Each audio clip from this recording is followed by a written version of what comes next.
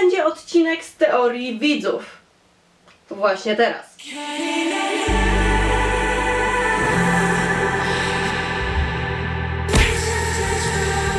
Minęło jakieś milion lat od ostatniej części waszych teorii BTS, która bazuje właśnie na waszych komentarzach, które zostawiacie pod filmikami i stwierdziłam, że podzielę to na też taką mini serię. Jako że tych komentarzy jest naprawdę dużo, a ja nie chcę przedłużać, to zacznę od komentarzy spod Love Yourself, Highlight Reel i wszystkiego do DNA, aczkolwiek tych komentarzy też jest dużo, więc podzielę je na kolejne dwie części i po prostu zaczniemy teraz.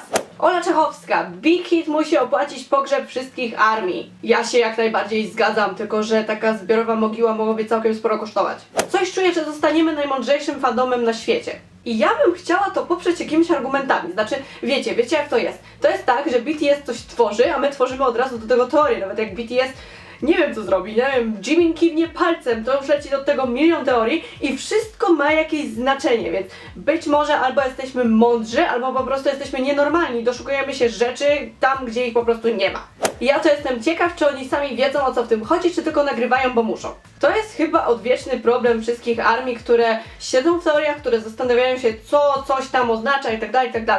I zastanawiamy się, czy BTS tak naprawdę wie, o co w tym wszystkim chodzi. Szczególnie, że w momencie, kiedy pada pytanie w ich kierunku, co oznacza teledysk taki, siaki i owaki, to oni nigdy tego nie chcą nam powiedzieć. I nie wiem, czy nie chcą nam tego powiedzieć dlatego, że nie wiedzą, czy nie chcą nam tego powiedzieć, bo kontrakt im tego zakazuje i nie mogą tego powiedzieć, bo życie armii wtedy byłoby zbyt proste, a ja bym nie stworzyła 31 części teorii. Dokładnie. Chińskie znaczki piszą, jakim cudem głowa ci jeszcze nie wybuchła od ilości tych teorii. Bywa ciężko. Bywa ciężko. Czasem myśli jest za dużo, czasem wcale nie łączą się w całość, czasem nic do siebie nie pasuje, ale powiem szczerze, że odkąd zaczęłam robić te teorie, to patrzę na wszystko pod innym kątem, nie tylko na teledyski BTS, tylko zaczęłam widzieć różne znaczenia, różne przesłania, różną symbolikę w innych teledyskach hip-hopowych i nie tylko k-popowych, więc to jest coś naprawdę niesamowitego. Jeżeli ktoś z was jeszcze nie wkręcił się za bardzo w teorię, to jak najbardziej polecam ten rodzaj marnowania życia. Mój mózg mówi nie.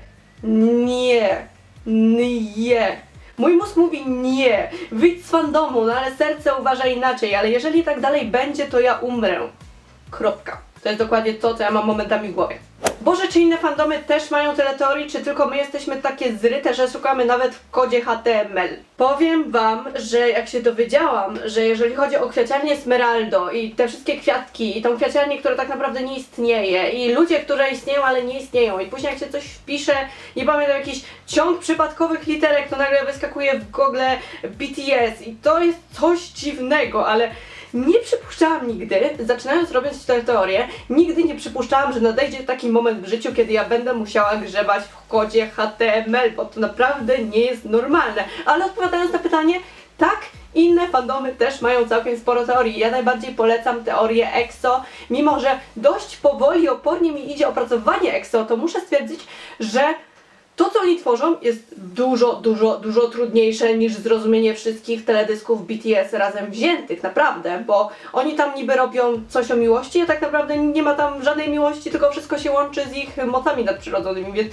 to jest coś super, ale tak, oprócz EXO to jeszcze tak. BTS EXO, Monsta X ma naprawdę fajną serię, fajną trylogię, VIXX, która bazuje na mitologii greckiej, GOT7, dużo dziwnych rzeczy u GOT7, które też naprawdę wydają się niesamowite. Teorie kart są fajne, wszystkie teledyski BAP mają jakieś przesłanie, mają jakieś znaczenie i tego tak naprawdę by się znalazło naprawdę dużo, więc jeżeli macie jakieś pomysły, ewentualnie, jeżeli macie jakieś propozycje na teledyski, które ja mogłabym zanalizować, które mogłabym zinterpretować, gdzie mogłabym stworzyć jakąś teorię czy cokolwiek innego, to napiszcie mi tam na dole, bo ja zawsze chętnie się na to zabiorę. Szczególnie, że mam nadzieję, że jednak to komuś pomaga. Nie mam już siły na teorię, może chodźmy po prostu napić się herbatki. Herbatka jest super. Tak. Szczególnie meliska. W takim wypadku tylko meliska. Jak basy wystartują w Cypher 4, to headphones users gone. Nie czuję, że rymuję, hehe, ale szczerze to są takie piosenki, które ja na przykład słuchając w samochodzie mam wrażenie, że za chwilę rozwali mi szyby. Nie wiem dlaczego to się znalazło pod teoriami z Highlight Reel, ale dobra. Każdy ich filmik doprowadza mnie do płaczu. Mnie doprowadza każda teoria do płaczu, kiedy zaczynam widzieć rzeczy, których w sumie nie powinnam nigdy w normalnym życiu zauważyć. I jak wszystko zaczyna się łączyć w całość, to po prostu mam ochotę siedzieć i płakać. Ale nie ze względu na to, że ja muszę to zrobić, tylko ze względu na to, że to wszystko jest takie cudowne i cudownie dopracowane do ostatniego szczegółu. Kolejny komentarz od Alicji Piotrowskiej. Już mamy trochę bardziej związek z teoriami, a może plakat z Cookiem na wózku inwalidzkim nawiązuje do I Need You, kiedy wpadł on pod samochód, a Jimina stojącego pod parasolem do tego, że nie może oczyścić się z grzechu kłamstwa. Na koniec pierwszego teasera prawdopodobnie Hosoka zostawiła mama, do tego Hosok mama przygląda się obrazowi matki z dzieckiem, co może oznaczać, że potrzebuje on uwagi matki. I tak dalej, i tak dalej, i tak dalej. Przejdźmy do rzeczy. Bardzo mi się spodobało stwierdzenie Jimin stojący pod parasolem nie może oczyścić się z grzechu. Jak wiecie, Jimina ciągle widzimy w wannie, albo ciągle jest mokry, albo nagle jest w akwarium, albo po prostu leci na niego deszcz. Wszędzie jest jakaś woda i pozostaje pytanie, czy on się po prostu utopił, czy on się po prostu zabił, czy faktycznie jest uwięziony w kłamstwie, uwięziony w grzechu. Ja wiem. Dzięki Ci, Alicja Piotrowska, naprawdę dzięki, ja wiem, ale to może mieć sens, tak, to może mieć sens, bo jak jesteście uwięzieni w kłamstwie, uwięzieni w grzechu i leci na was woda, dobra, teraz to popłynę, uwaga, będę pływać, będę pływać jak Jimin w akwarium, to wtedy możecie się oczyścić za pomocą, uwaga, nie wiem jak tam z waszą religią i w ogóle ze sprawami właśnie wiary i tak dalej, ale możecie się oczyścić za pomocą wody święconej. Tak, i teraz pewnie parę osób się skrzywiło, jak to słuchają, aczkolwiek jak dla mnie, to BTS bardzo często właśnie nawiązuje do Biblii, między innymi do Adama i Ewy, do samego grzechu i tak dalej, i tak dalej. Być może nie są jakimiś takimi zagorzałymi katolikami, aczkolwiek nawiązują do tej Biblii, więc jeżeli mamy wodę święconą, albo to też nawiązuje w ogóle do tego, można to nawiązywać do chrztu. Jak się chrzcimy, to też używamy tej wody święconej i tak dalej, i tak dalej. I wtedy oczyszczamy się z tego grzechu pierworodnego, więc może Jimin zrobił coś, że faktycznie jest nadal uwięziony w tym kłamstwie, nie może oczyścić się z tego grzechu, dlatego ciągle próbuje. Boże, jakie to jest piękne. Muszę zrobić filmik z teoriami o grzechu. Kto jest chętny na filmik z teoriami o grzechu? Łapka w górę. Teraz. Dalej. Superhero, czyli użytkownik YouTube'a, który pojawia się pod każdymi teoriami, za co serdecznie dziękuję i Twoje komentarze są naprawdę często bardzo pomocne. Tutaj rozchodzi się, z tego co widzę, rozchodzi się o plakaty do Highlight Reel. Jeżeli połączy się te pierwsze sylaby wszystkich członków od Gina aż do Cooka, wychodzi napis I'll be there for you, czyli będę tam dla Ciebie. Co więcej, jeżeli połączymy sylaby Jimina i V, wychodzi leave me. Wow, tak szczerze, to nie wiem co myśleć, bo jeżeli chodzi o te plakaty, to bardzo dużo rzeczy tam się pojawiło, między innymi save me i tak dalej, save me, który się odwróca i mamy I'm fine, ale z jednej strony I'm fine, a z drugiej save me, czyli jakby udajemy, że wszystko jest w porządku, ale z drugiej strony jak potrzebujemy tego ratunku, a tutaj mamy I'll be there for you i leave me, czyli będę tam dla Ciebie, z jednej strony ta osoba będzie tam dla tej osoby, ale z drugiej strony ta druga chciałaby być sama i chciałaby po prostu, żeby wszyscy, cały świat ją zostawił, więc to jest kolejny pomysł, tak, to jest kolejny pomysł, zrobienie teorii na podstawie wszystkich przypadkowych sylab z Highlight Reel, które łączą się w bardzo dużo zdań. I powiem szczerze, że to chyba tylko w koreańskim jest możliwe, ewentualnie w chińskim i wszystkich takich tego typu, bo jeżeli weźmiemy przypadkowe sylaby z polskich wyrazów i skleimy je całość z innymi sylabami, to wcale nie wyjdzie nam takie ładne zdanie. Kim Taeyeon pisze, co jeżeli dziewczyna od Namjoona to siostra Taehyunga? Zaczęła pracować, aby przeżyć, ponieważ jej brat i ojciec od niej odeszli. Namjoon wie, kim ona jest, a ona go nie zna, ponieważ Taehyung nigdy nie przyprowadzał nikomu do domu. Namjoon ją obserwują, żeby mieć pewność, że będzie bezpieczna, zdrowa, dopóki nie znajdą Taehyunga. Dość sporo teorii tego typu widziałam właśnie, że ta dziewczyna od Namjoona jest siostrą V. A V, jak wiemy, zabił ojca, chociaż do tego też jeszcze wrócę, wiedząc jakie tam są komentarze, więc do tego jeszcze wrócę, więc V zabił swojego ojca lub brata, do tego też do końca nie mamy pewności, więc być może właśnie chciał ocalić swoją siostrę. Tylko tu się pojawia pytanie. On chciał ocalić swoją siostrę, ale jego siostra wie co on zrobił, chyba wie co on zrobił. On przepraszał zarówno swoją siostrę, jak i swojego brata w Stigmie, więc pytanie do was, czy ta dziewczyna od Namjoona to faktycznie jest siostra Vi, czy może jednak nie? Belladreams 4 pyta, co tu się właśnie wydarzyło? Czyli mniej więcej pytanie każdej armii po każdym możliwym filmiku, teledysku i kiwnięciu palcem przez BTS. Jowisz V pyta, czy ktoś opowie mi o jakie teorie chodzi, co to w ogóle jest, czy te teorie wszystkie to prawda? Nie wiem nic na ten temat, nawet ten filmik mi nie pomógł, ale może to dlatego, że depresja, zmagam się od 8 miesięcy, przez 10 tygodni byłam w psychiatryku. Zacznijmy od początku.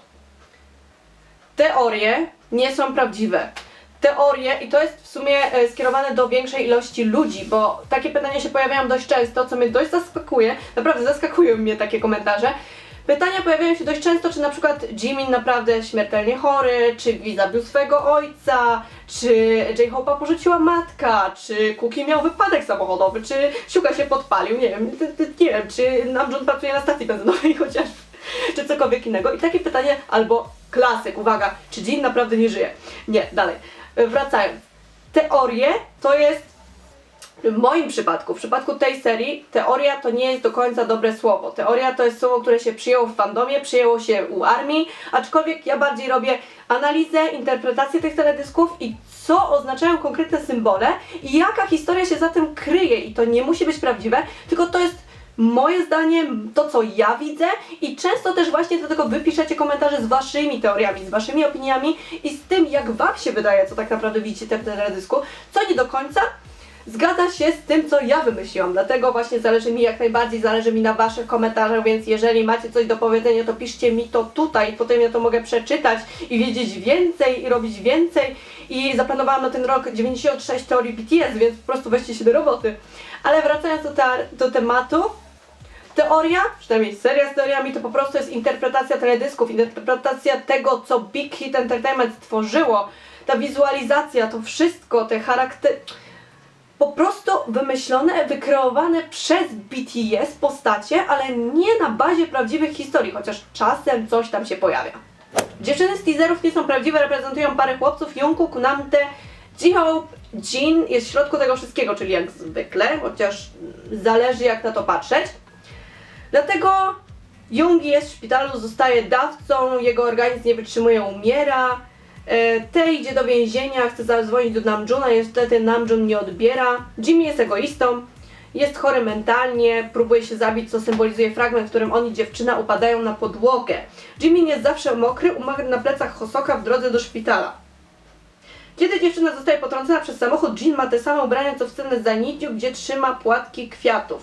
Jak czytam ten komentarz, który jest naprawdę długi, ale przeczytałam wam najważniejsze elementy tego komentarza, bo sobie je zaznaczyłam, to mam wrażenie, że tu się dopiero coś stało, tu się coś stało. Nie mówię, że tak nie jest, aczkolwiek na taką teorię nigdy wcześniej nie wpadłam. Nigdy nie wpadłabym nawet na pomysł, że Yoongi był dawcą i że umarł, ale coś w tym jest, bo oni jednak chyba kiedyś wszyscy umarli, bo w I Need You jednak był ten element samobójstwa przez każdego z nich, ale ostatnie zdanie tego komentarza też wam się przyda. To jest przesłanie, które BTS chciał nam przekazać. Zawsze kochaj siebie ponad wszystko, czyli love yourself, niezależnie od sytuacji, ponieważ może to uratować ciebie, jak i wszystkich w twoim otoczeniu. Złota myśl, naprawdę. Dalej. Jungkook czyta się Jungkook czy Jungkook? Jungkook. Jungkook. Dokładnie to chyba Jungkook. Jungkook. Tak, bo tam jest g-k, a w sumie nawet g-g. Zależy jaka pisowna, zależy jaka wersja łacińska. Dobre, ale moje uszy bolą za każdym razem, gdy słyszę Suga. Suga. Jeżeli chodzi o imię Sugi, to jest dość spory problem, ale wydaje mi się, że tak jak on powiedział, powinno się to po prostu czytać Suga. Julia. W ogóle nie wiem, zobaczyłam tę scenę z Jiminem w part 3, jak tej lożce sprzedaje gonga, ale on jej nie uderzył. I jak tą umywalkę później zobaczyłam, pierwsze co pomyślałam, że on w tej wannie, co była w Ranla itp. Podcinał sobie żyły, bo jednak nie dał jej takiej lepy, żeby jej krew leciała, ale z drugiej strony to z jakiegoś powodu Hobby niesie tą pusię w deszczu. On niesie ją ten Hobby i ma suchą koszulkę, a Jimin w miejscach, gdzie Hobby ma ręce, tej dziewczyny ma mokrą. Kocham cię, Julia, za ten komentarz, naprawdę. Zrobił mi dzień w tym momencie. Tak więc, zacznijmy od tego, co to jest w pierwszym zdaniu. Jimin wcale tej lożce nie sprzedał gonga, bo on jej nie uderzył i to jest jakiś odwieczny problem, bo wszystkie armie nagle uznały, że Jimmy ją uderzył, on wcale jej nie uderzył, więc przyjrzyjcie się bardzo dokładnie, że on tej lożce nie sprzedał gonga. Co do umywalki, podcinał sobie żyły? Nie, no on się tam uderzył, gdzieś tam na coś upadł i w ogóle. Hobby niósł Pusię w deszczu. Tak, niósł Pusię w deszczu, bo ona po tym zderzeniu z Jiminem chyba zemdlała albo straciła przytomność i ja jakbym miała zderzenie z Jiminem, to też bym pewnie zemdlała i straciła przytomność i wtedy ja bym była taką Pusią, którą Hobby mógłby nieść w deszczu. Ale co do tego, że Jimmy w miejscach, gdzie Hobby ma ręce tej dziewczyny, ma mokrą koszulkę, to jest fakt, ja o tym też wspominałam. Wracając jeszcze do Smeraldo. Na blogu autor umieścił post o tym, jak pewien mężczyzna odkrył te kwiaty w XVI wieku na północy Włoch. Jeśli sprawdzimy tego pana, to okazuje się, że on jest fikcyjną postacią wymyśloną przez dwóch mężczyzn. Dodatkowo autorem wpisu o Williamie Ashblessie, czyli o tym mężczyznie, który wynalazł te kwiatki. Na koreańskiej wersji Wikimedia jest niejaki Kuk dx ks. Jeżeli wpiszemy tę nazwę w Google, pokazują się Bangtani, czyli to, o czym wam wspominałam kilka minut temu. Według autora bloga Smeraldo pojawiło się na obrazie Madame Lenormand on the Salon francuskiego artysty Jean-François Rolanda, jednak ów artysta także nie istnieje. Pytanie do Big Hit. Co tu się dzieje? I dlaczego nawet Google jest przeciwko nam? To jest jakaś po prostu, nie wiem, to jest jakaś zmowa. Google ma zgodę, nie wiem czy ma zgodę. Google ma zmowę z Big Hit. Jak się wpisze ciąg przypadkowych znaków, to wyskakuje BTS. Dobra. Nie. To by było na tyle, jeżeli chodzi o tę część waszej teorii BTS i powiem szczerze, że uwielbiam czytać wasze komentarze, bo dowiaduję się z nich naprawdę sporo, albo po prostu robią mi dzień, a jeżeli dajecie swoje własne teorie, to tym bardziej pomaga w tworzeniu kolejnych, więc róbcie to dalej i dziękuję i do zobaczenia w następnej części.